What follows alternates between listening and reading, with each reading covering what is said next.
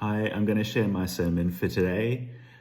The readings for today are from the book of Haggai, the Jewish prophet, chapter 2, verse 1 to 9, and from Luke's Gospel, chapter 20, verse 27 to 38. Feel free to pause the video and have a read of those and then come back. So Haggai lived about 500 years before the time of Jesus, and before his time, the Jewish people, or the ancestors of the Jewish people, had been defeated by the great empire of Babylon. The land had been devastated and the leaders had been taken off into exile in Babylon. But then when Babylon fell and was replaced by the Persian Empire, the new Persian emperor said that Jewish people who'd been displaced should go back to their homeland and rebuild their society. So in the time of Haggai, the Jewish exiles have returned, but their temple is still in ruins. And God says to Haggai, look, there's not anyone who's actually seen what the temple was like. When you build a new temple, you're not trying to build what was here in the past. You don't even know what it was like. You might have heard things that were passed on to you by your parents, but you never experienced the old temple. This is going to be something new and it's going to be greater. Don't limit yourself by trying to redo what was done before. And God reminds the people through Haggai that the world they live in is always changing. And God says that God is shaking the world up. We often have the sense that things are how they've always been, and it can be hard to remember what things were like. For a little while, I lived and worked in the CBD, and there was a place in the city called City Square. There was open space, places to sit down, cafes, shops, fountains, trees. But when I talked to people who had known that place longer, I heard that it used to be much bigger and it was full of plants, and I don't think that there was shops and cafes and things like that. It wasn't commercialized. But the space was reduced in order to make space for a hotel. So it kind of became City Rectangle instead of City Square. And Federation Square became the main square in the city. But once City Square had taken a new form, it's hard to remember it being different. For the last few years, City Square has been blocked off as a construction site so that the new town hall station can be built. And once the station opens, it'll become harder to remember what the place was like before that. It'll start to feel like it's always been like that. But God reminds the people that God has disrupted the order of the world before. They were slaves in Egypt, and God led them out into freedom. And that wasn't a pleasant process. It was a great upheaval. A lot of the time people were saying, why did we have to do this? We should have stayed in Egypt where we had food. But God's Spirit was with them through all the difficulty. And they're going to go through a time of change again. They're daring to rebuild. And God is saying, this will be new. This will be better. It's not just going back to the past, it's going somewhere new and somewhere better. In the gospel reading for today, we have a parable from some people who struggle to imagine anything being different. As we've been reading Luke's gospel this year, we've heard a lot of parables from Jesus. They're strange stories that disrupt our thinking and mean that we have to do a bit of pondering, a bit of reflection. This time, it's Jesus' opponents who bring the strange story, and they're trying to disrupt Jesus' thinking.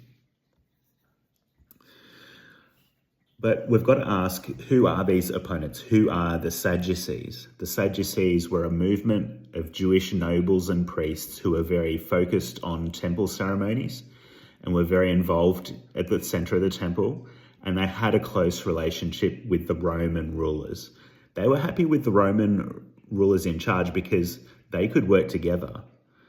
The Romans were happy to keep them in charge of the temple as long as they had a close relationship.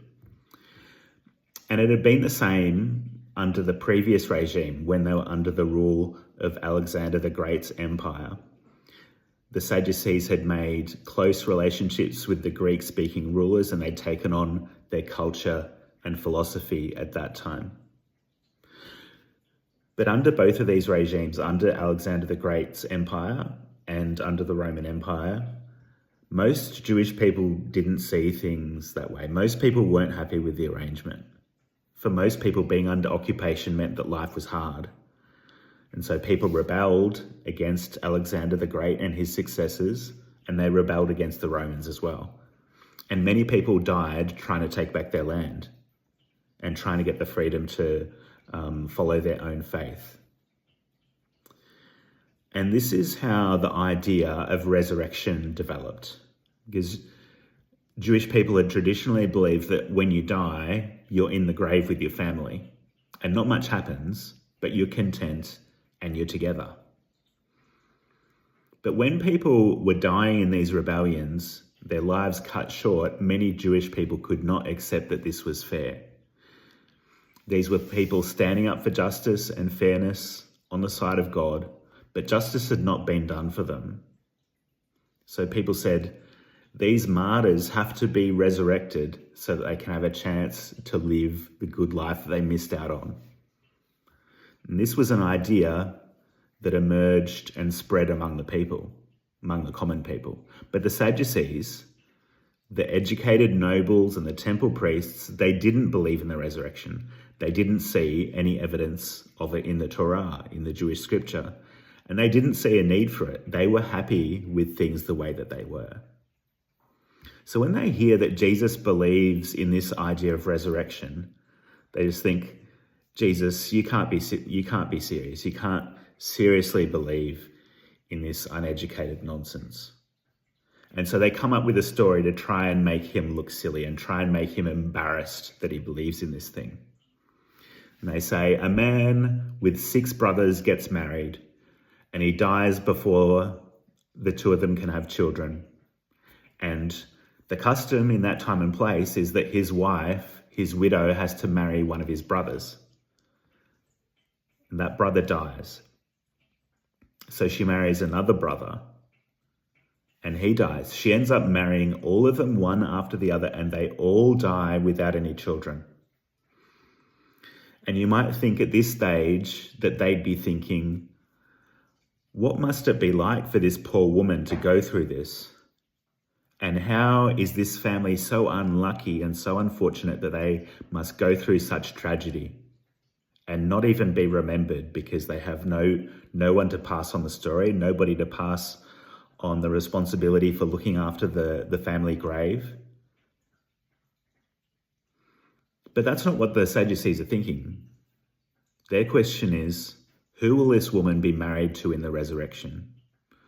Who will she be getting up early in the morning to cook breakfast in bed for? And Jesus' answer is this: look, it's not going to be anything like that in the resurrection. You're expecting that everything will be as it is now because you're happy with things as they are now. But things can be better than that. In the resurrection, we'll do away with this idea of one person having authority over another, whether in society or in the home. This will not be a world where everyone is father or mother or husband or wife or son or daughter, and where that relationship tells you whether you have power or not. This is not going to be a world where people have power over each other. In the resurrection, we'll awaken to a world where we're not somebody else's husband or wife or alone. We'll awaken into a world where everyone is a child of God. The question for us is, are we open to God doing something new in our lives, in our families, in the church? Or are we happy continuing on the way that we have been? What step is God inviting us to take to live as children of God?